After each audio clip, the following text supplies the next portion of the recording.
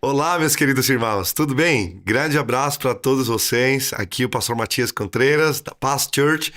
E é uma alegria darmos início a uma nova temporada de Casa de Paz. Se você está aqui reunido numa casa, realmente é o nosso desejo poder nos conectar com você e que muitas pessoas possam conhecer Jesus. Desde já, aproveita essas semanas de Casa de Paz para convidar a maior quantidade de pessoas possível que precisam de Jesus, que talvez não estão caminhando com Jesus. Deus quer te usar para que elas possam ter um encontro com Jesus. Hoje, nessa primeira palavra das Casas de Paz, vamos estar compartilhando sobre 5 princípios poderosos que a palavra de Deus nos mostra que todo ser humano deveria conhecer. O primeiro deles é que Deus nos ama. Eu quero deixar essa verdade muito clara para você. Deus te ama. Você não está aqui por acaso. Ele tem propósito para a tua vida. Ele ama você. Não importa o que o mundo tenha falado. A Bíblia nos deixa bem claro as suas verdades. João capítulo 3, verso 16. Disse, porque Deus tanto amou o mundo que deu o seu Filho unigênito para que todo o que nele crer não pereça, mas tenha vida eterna. Isso é uma verdade para nós e nada pode mudar essa verdade. Isso é uma expressão profunda da parte de Deus para conosco de amor. O desejo é uma declaração verdadeira, forte, de se conectar conosco. Ele era Deus, continua sendo Deus, mas agora tomou forma de homem para vir aqui na terra e se conectar conosco. Mas ele veio para morrer na cruz do Calvário, para poder conectar conosco. E é um convite de parte de Deus para a gente também poder nos conectar com Ele. Ele nos amou de tal maneira que entregou o seu Filho e o Filho entregou a sua vida por amor de nós. Deus criou você com propósito e deseja profundamente ter um relacionamento com você. O seu amor é incondicional. Talvez você possa pensar, mas eu não sou digno de amar. Eu não mereço ser amado por Deus. Mas ainda assim, Deus te ama e nada pode mudar essa realidade. Assim como um pai ama o seu filho incondicionalmente, independente dos erros do seu filho, ainda assim ele continua amando o seu filho. Assim também Deus ama você incondicionalmente. O amor de Deus não é conquistado pelos nossos méritos, mas se ele é recebido por aqueles corações que estão abertos para receber o amor de Deus. A Bíblia também nos diz em Romanos capítulo 5, verso 8, diz, mas Deus demonstrou o seu amor por nós. Cristo morreu em nosso favor, quando ainda éramos pecadores. Ou seja, nisso mostra seu amor, Deus para conosco, que ainda quando nós estávamos em pecado, ainda na condição de pecado, Ele não nos olhou de longe, Ele não nos desprezou, Ele nos amou profundamente e Ele continua te amando ainda na sua condição, não importa qual ela seja. Ainda nessa condição, Deus veio a morrer por nós. Esse é o primeiro ponto que eu quero deixar com você. Deus te ama. O segundo dele é que é de fato uma verdade, o pecado nos separou de Deus. Essa é a segunda verdade. O pecado nos separou de Deus. A Bíblia diz em Romanos capítulo 3, verso 23, pois todos pecaram e estão destituídos da glória de Deus. Às vezes nós temos um conceito de nós mesmos que temos sido bons cidadãos, bons familiares, bons vizinhos, né? E talvez não olhamos para nós como que tivéssemos pecado, mas diante da lei de Deus, nos seus mandamentos, todo ser humano tem pecado. E a mesma Bíblia diz que quem diz que não tem pecado está mentindo. E mentir é pecado também. Então, quem diga que não tem pecado já está pecando pelo fato de não assumir a sua condição no pecado. Talvez a gente fez alguma mentira, algum engano, talvez roubou alguma coisa, até na inocência, né? Ainda sejam pequenas ações, mas que não estão conforme ao agrado de Deus, se tornam pecado. Tudo aquilo que faz, que está fora da vontade de Deus, é considerado pecado. E nós, nessa condição de pecadores, ficamos destituídos da glória de Deus, ou seja, impedidos de ter acesso à presença de Deus. Deus criou tudo para viver dentro de um âmbito de sustentação. Eu digo que, assim como o peixe foi criado para viver dentro de um ambiente da água, para ele poder subsistir, assim também o ser humano foi criado para viver na glória de Deus. E assim como você tira um peixe da água, nem precisa matar ele, simplesmente pelo fato de viver fora do seu ambiente, ele começa a morrer. O peixe fora da água morre. Não precisa você bater nele, matar ele, ele vai morrer pelo fato de estar fora do seu ambiente. Assim também o ser humano, o fato de ficar fora da glória de Deus é motivo de morte para nós. O salário do pecado é a morte eterna para o ser humano. Esse é o resultado. A Bíblia nos mostra claramente isso. Mas não é a vontade de Deus. Não é o desejo de Deus que nós vivamos nessa condição. Deus quer que nós vivamos na sua glória, na sua presença, que nós possamos ter essa conexão direta com Ele. Porém, o pecado tem se tornado um impedimento para nos relacionar com Deus. O pecado nos afasta de Deus e cria uma barreira entre nós e Ele. De fato, nós precisamos de perdão dos nossos pecados. O pecado nos prende, porém Cristo nos liberta. Isso nos leva à terceira verdade. De fato, Jesus é a solução.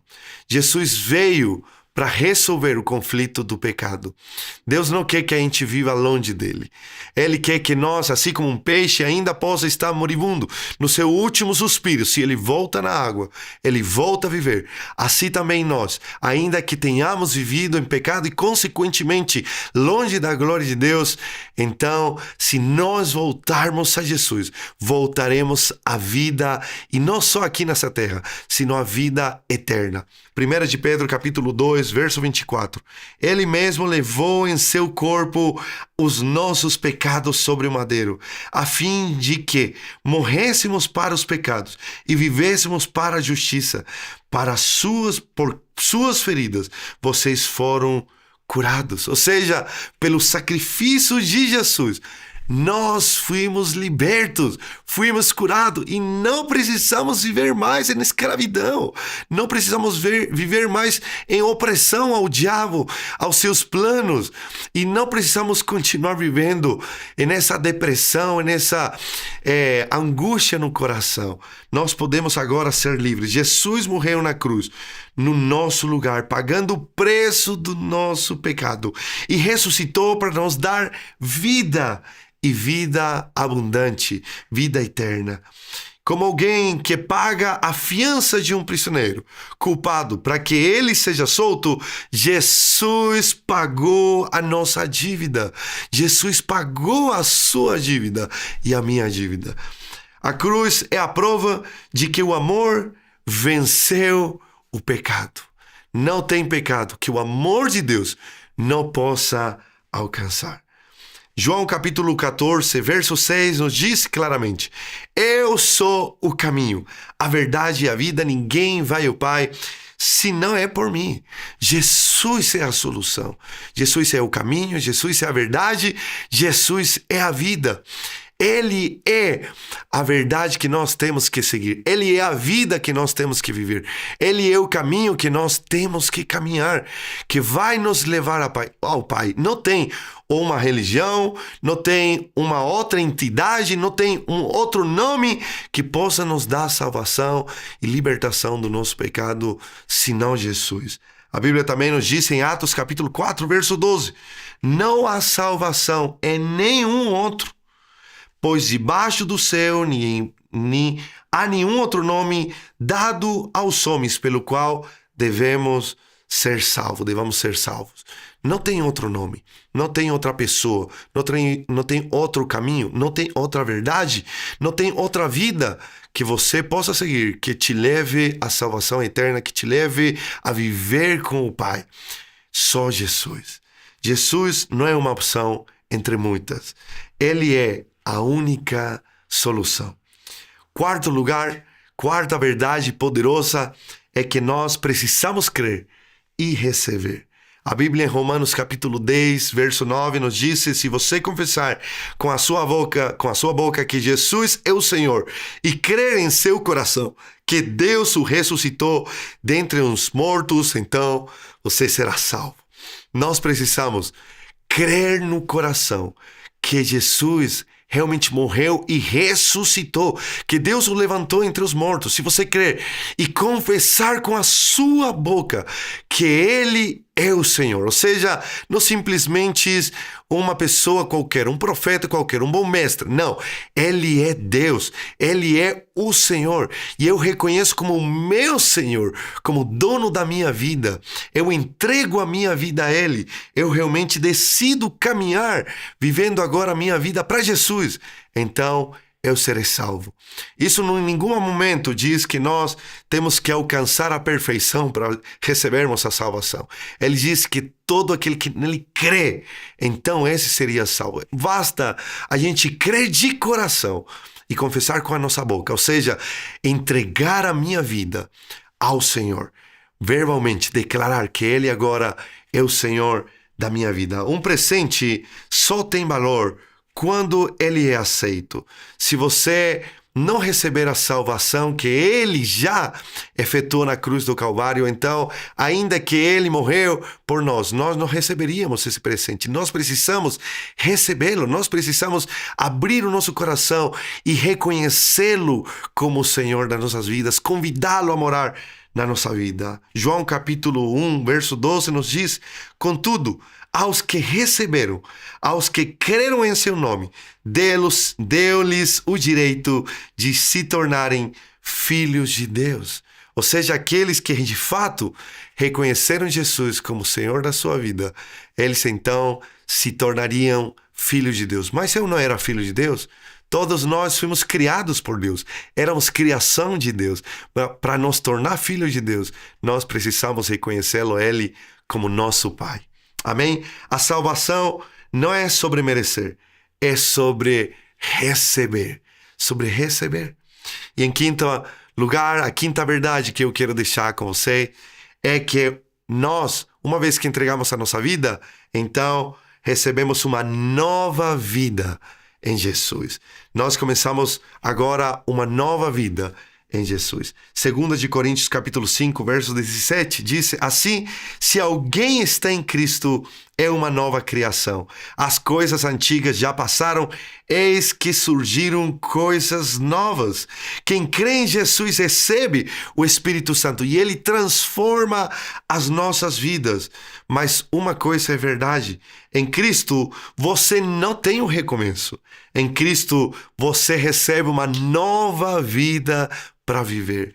Se você entregar a sua vida para Jesus, você será não só perdoado, senão morto junto com Cristo, e você nascerá para uma nova vida no Senhor. Agora, uma vida em Cristo, uma vida redimida, uma vida livre do pecado, uma vida sem condenação, para viver verdadeiramente a vontade do nosso Deus. Eu quero te levar nessa noite, nessa hora, nesse momento, a você refletir sobre esses 5 pontos. Deus te ama, de verdade, Deus te ama. Porém, o pecado tem nos distanciado de Deus e Ele tem nos deixado longe de Deus. Mas Jesus veio para resolver o conflito do pecado. Ele morreu na cruz, ressuscitou vencendo a morte e nos dando a oportunidade, nos estendendo a mão para poder vir de novo para perto dele. Porém, nós precisamos crer e tomar uma decisão. Nós precisamos crer no nosso coração e entender que então agora está conosco. A bola está do nosso lado, do nosso campo. Nós temos que tomar uma decisão, seguir a Jesus. E se você seguir a Jesus, então saiba que você agora tem uma nova vida para viver conforme a vontade de Deus. Que Deus te abençoe poderosamente. E agora o nosso irmão aí na Casa de Paz vai estar liderando e conduzindo para um momento de conversa, para você poder refletir sobre essas verdades.